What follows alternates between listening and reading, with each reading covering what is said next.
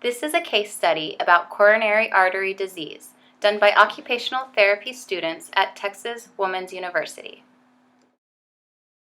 Coronary artery disease is the most common type of heart disease. It is also the leading cause of death in both men and women in the U.S. It happens when the arteries that supply blood to the heart muscle become hardened and narrowed. This is caused by atherosclerosis, which is a buildup of fat and cholesterol in the blood that sticks to the inner walls of the arteries. As this happens, the arteries can narrow or become blocked. When you have coronary artery disease, your heart muscle may not be able to get the blood and oxygen that it needs. There are several risk factors that increase one's likelihood of developing coronary artery disease. First, there are the risk factors that are not controllable, such as age, gender, and family history. For example, with greater age, the risk of developing coronary artery disease increases. A family history of CAD can also increase one's risk of developing the disease. Next are the factors that are within one's control, such as smoking, hypertension, cholesterol levels, and a sedentary lifestyle. By adjusting to a healthier lifestyle, one can greatly reduce the risk of developing coronary artery disease. Finally, there are the contributing factors, such as diabetes, psychological stress, and obesity, which have been shown to be correlated with coronary artery disease. The symptoms of coronary artery disease typically occur when the heart is working hard and needs more oxygen, for example during exercise. These symptoms include angina, which is chest pain, shortness of breath, or even heart attack, which is sometimes the first sign of CAD. Coronary artery disease has also been known to lead to ischemia, which is restriction of blood supply to vital tissues, congestive heart failure, angina, and myocardial infarction. The treatments for coronary artery disease focus on lowering the risk of heart attack or stroke and include lifestyle changes, medications, and surgical interventions. One's lifestyle may be altered to treat coronary artery disease in ways such as quitting smoking, eating a healthy diet, exercising regularly, maintaining a healthy weight, limiting stress, and participating in cardiac rehab programs. Medications used to treat coronary artery disease may help lower cholesterol and blood pressure, lower the risk of blood clot formation, and manage angina. Surgical interventions for CAD include percutaneous transluminal coronary angioplasty, PTCA, also called balloon angioplasty, and coronary artery bypass grafting, CABG, performed if a lesion is too diffuse or if the artery reoccludes after a PTCA. Coronary artery bypass grafting, CAPG for short, is a type of open heart surgery that involves a sternotomy, which is the dividing or cracking of the sternum to access the heart.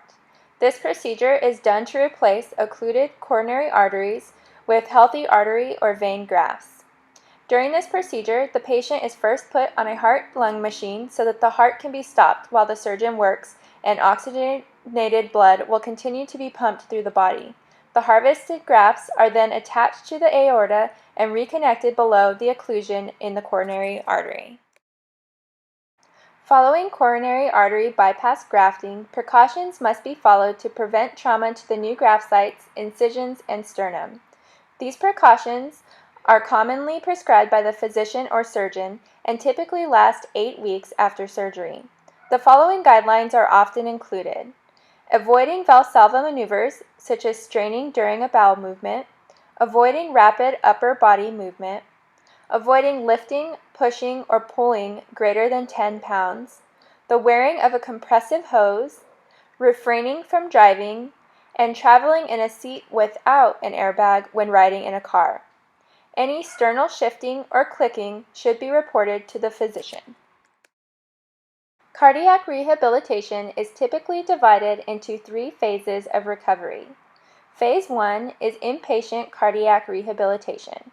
During this time, patients are treated 1 to 2 times per day, and goals during Phase 1 include the prevention of muscle loss, the assessment and monitoring of the patient's functional ability, instruction in appropriate home activities, and education on risk factors and methods to decrease risk.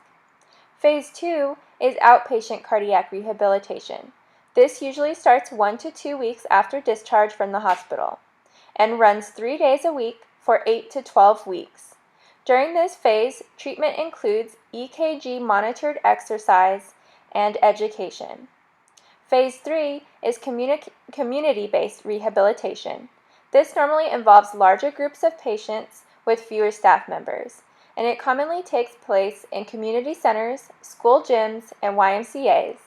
Participation in this phase does require a physician referral and is generally not covered by insurance. However, patients often benefit from and enjoy the interaction with other patients during this phase. We will now progress to the case study involving Brenda. Brenda is a 68-year-old woman who is currently in inpatient rehab following coronary artery bypass grafting and will be discharged in 7 days. She has been referred to occupational therapy for education in energy conservation and proper breathing techniques. Her past medical history includes coronary artery disease, status post-carotid endarterectomy, hypertension, hyperlipidemia, and she is a former smoker. Her current medications include Lasix, aspirin, K-Seal, Percocet, Plavix, Lipitor, amiodarone, Zantac, and metoprolol, and she is allergic to latex and iodine. The evaluation process will include an interview to determine Brenda's lifestyle and personal goals, as well as assessments that will be used to analyze her occupational performance. The information gathered from Brenda's interview to develop her occupational profile includes that she is employed part-time in retail, she lives alone in a one-level apartment with 6 steps to enter, she has 4 children who live close by, and she also enjoys going out to eat, cooking, shopping, and playing cards with friends.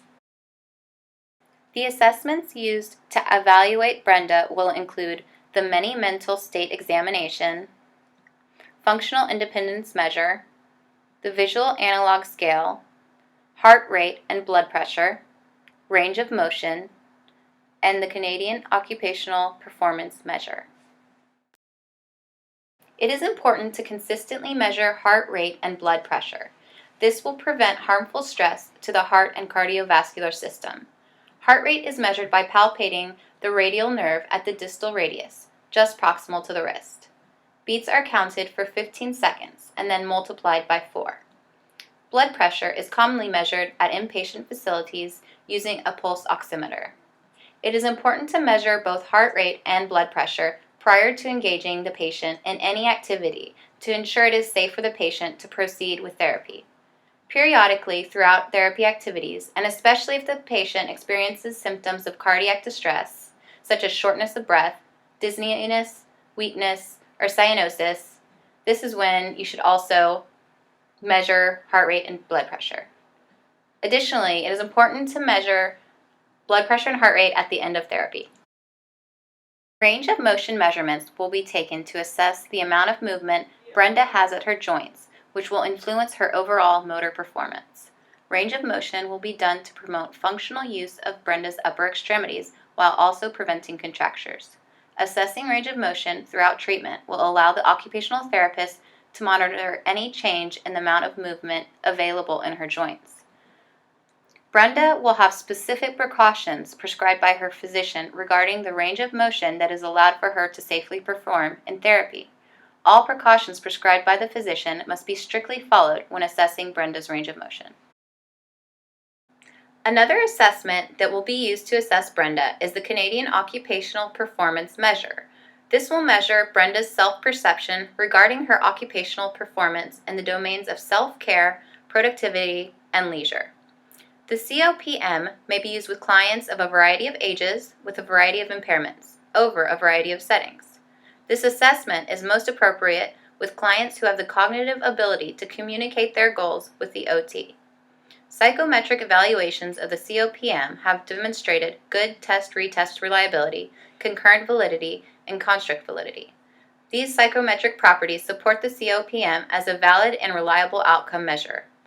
This client-centered assessment will allow Brenda to be an active participant in her recovery by working with the OT to develop goals that are most important to her life.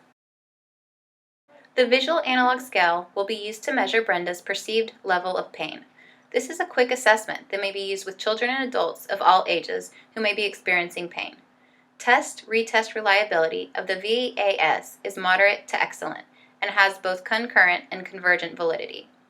This quick and simple assessment can be easily performed by Brenda, requiring only a simple verbal response. The Functional Independence Measure, or FIM, is a tool used to assess motor and cognitive disabilities by observing a client's occupational performance and self-care, transfers, communication, and social cognition. The FIM is appropriate for adults aged 18 years and older and may be used with a variety of diagnoses. Psychometric properties of the FIM include adequate inter-rater reliability, good predictive validity, and excellent retest reliability for elderly populations. The FIM will measure therapy outcomes over the course of Brenda's inpatient therapy and will allow her healthcare team to determine the amount of care she will continue to need after discharge. The Mini Mental State Examination 2 is a cognitive screening tool used to assess deficits in orientation, memory, attention, calculation, recall, and language. The MMSE2 is appropriate for adults 18 years and older when a screening for cognitive dysfunction is necessary. The standard version of the MMSE2 has excellent inter-rater reliability, construct validity, and convergent validity. This quick screening tool will help the OT to determine if Brenda will be able to cognitively attend to and remember important energy conservation and breathing techniques. The relevant occupational therapy domains for this case study include areas of occupation, performance skills, client factors, performance patterns, the context and environment, and activity demands. The areas of occupation to be addressed are activities of daily living, including Brenda's ability to transfer into the bath and complete bathing and personal hygiene and grooming tasks efficiently. Instrumental activities of daily living, including Brenda's routines for health and wellness promotion and her ability to prepare meals and shop. And finally, work, including her ability to perform the requirements of her job. Brenda's performance skills that should be addressed are motor skills and process skills. This includes her ability to lift objects, ambulate, persist through tasks, pace herself during activities, sequence steps, and organize materials. The following are client factors to consider. Body functions, which includes cardiovascular, muscle endurance, and skin. Under cardiovascular, we have depth of respiration, fatigability, maintenance of blood pressure, heart rate, and rhythm. Under muscle endurance, we have joint mobility and sustaining muscle contraction. Under skin, we have wound care and wound healing. Under body structures, the following are addressed: structures of the cardiovascular system, structures related to movement, and skin-related structures. Under structures of the cardiovascular system are heart, blood, and blood vessels. Under structures related to movement, we have bones, joints, joint capsule, tendons, ligaments, and muscles. Under skin-related structures, we have epidermis, the dermis, and the hypodermis. Performance patterns to be addressed are Brenda's habits, routines, and roles. It will be important to identify any habits that might cause her unnecessary fatigue. The way Brenda sequences the steps involved in activities should be addressed, as well as her schedules and behavior patterns, so that energy conservation and work simplification strategies can be incorporated into her routines. Brenda's roles as an employee in retail, a mother of 4, and a friend should be adapted to enable participation in these meaningful roles. For Brenda, the context includes cultural, which includes going out to eat, cooking, and shopping. We also have personal, which includes a 68-year-old female, works 30 hours per week in retail, underwent a CABG procedure. Under the environment for Brenda, we have physical, which includes a built environment, inpatient rehabilitation, and social, which includes playing cards with friends. Activity demands for Brenda includes objects used under properties such as adaptive equipment, space demands such as adequate lighting and temperature. For social demands, Brenda's friends' expectations will be included. Under required body structures, skin, brain, heart, lungs, eyes, and arms will be taken into consideration. For sequencing and timing, we have specific steps, timing, and sequence of the steps. Under required action and performance skills, we have motor, perceptual, praxis, communication, and social performance skills. Under required body functions, we have joint mobility, strength, and endurance. Brenda's goals for occupational therapy will aim to accomplish work simplification, proper breathing techniques, energy conservation, and endurance. The first long-term goal will address activities of daily living. By the time of discharge, Brenda will perform activities of daily living with modified independence, presenting with no visible or verbal signs of distress. The three short-term goals are: within 2 days, Brenda will learn breathing techniques and demonstrate this knowledge by incorporating 3 techniques into her morning self-care routine. Within 2 days, Brenda will be educated on adaptive equipment to use and will properly demonstrate these in her morning routine with no cueing from the occupational therapist. Within 4 days, Brenda will learn energy conservation techniques and demonstrate at least 5 of these techniques to the occupational therapist while completing her morning activity of daily living routine. The second long-term goal will address instrumental activities of daily living. By the time of discharge, Brenda will collaborate with the OT to develop a health maintenance plan that incorporates light aerobic exercise and monitoring of physical response to activity. The 3 short-term goals are: within 2 days, Brenda will learn methods of monitoring her physical response to activity by utilizing the METS chart, monitoring her heart rate, and recognizing exercise intolerant symptoms. Within 3 days, Brenda will tolerate aerobic walking for 5 minutes to increase levels on the METS chart. Within 5 days, Brenda will stand at the table for 15 minutes for meal preparation tasks. The third long-term goal will address work.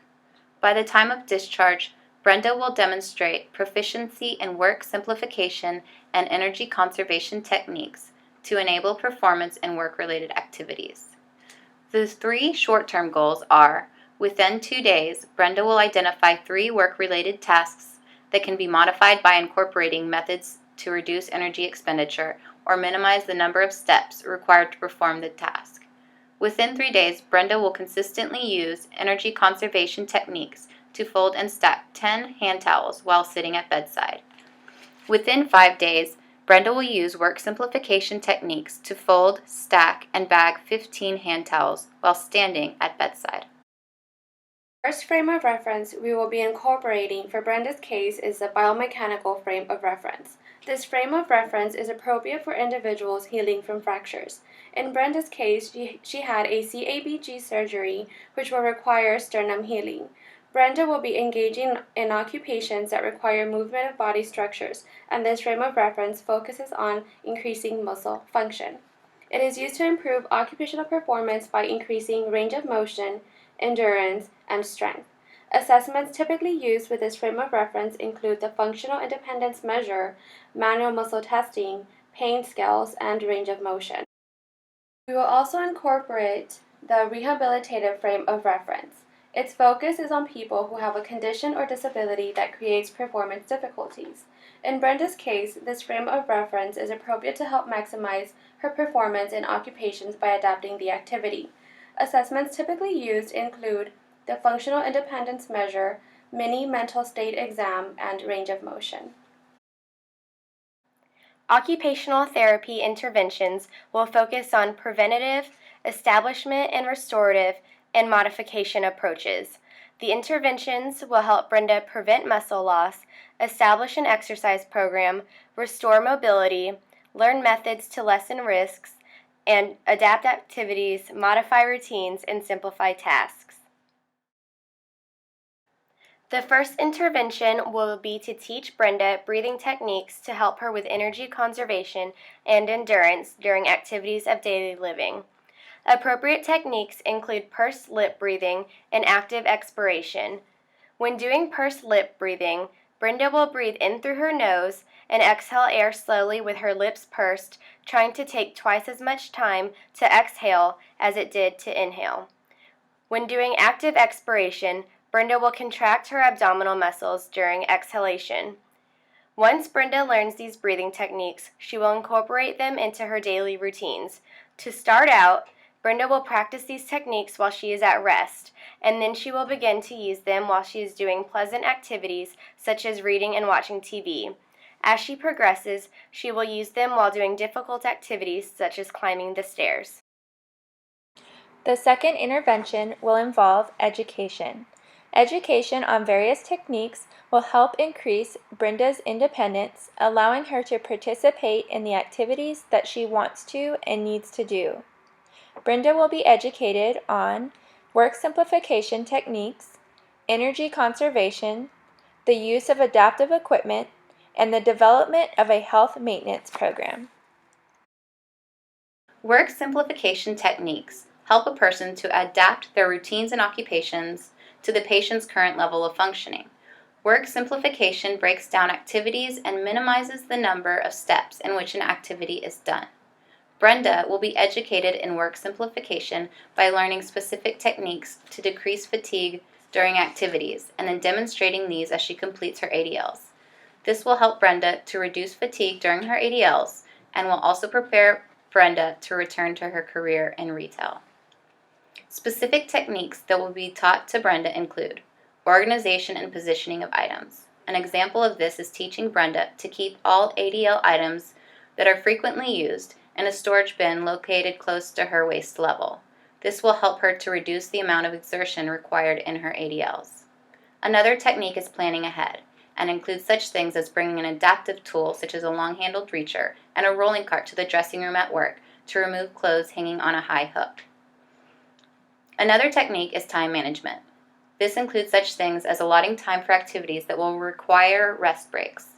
To grade down, Brenda will stack 10 washcloths and slide the single stack into a bag. To grade up, Brenda will fold 10 washcloths with one fold, stack the towels, and place this stack into a bag. Energy conservation is taking rest breaks during activity periods. It starts with task analysis, which will include identifying the main steps of tasks and analyze the way it is performed, and also determining the tools or items needed to perform the task. Brenda will incorporate work simplification and rest breaks into the task as necessary, or when shortness of breath or an increased heart rate are experienced. It will prepare her to return to her occupation in retail. Grading the activity down includes adding frequent rest breaks, sitting down to complete tasks, and stopping a task if necessary. Grading the activity up includes timing activities and completing the task 1 minute earlier for each day that goes by. Completion of an entire task in a session.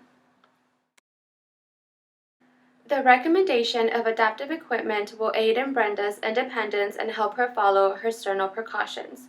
Suggested equipment includes a long-handled reacher, a long-handled shoehorn, a sock aid, elastic shoelaces, a long-handled bath sponge, a bath bench, and a high stool. Equipment will be used as long as sternal precautions are to be followed and as necessary. It will help her perform ADLs, allow her to sit down during household activities, and will limit trunk flexion to 90 degrees to facilitate breathing by allowing lung expansion. Activities can be graded down by having adaptive equipment handed to patient to reduce energy expenditure. Her clothes and bathing items will be set up for her.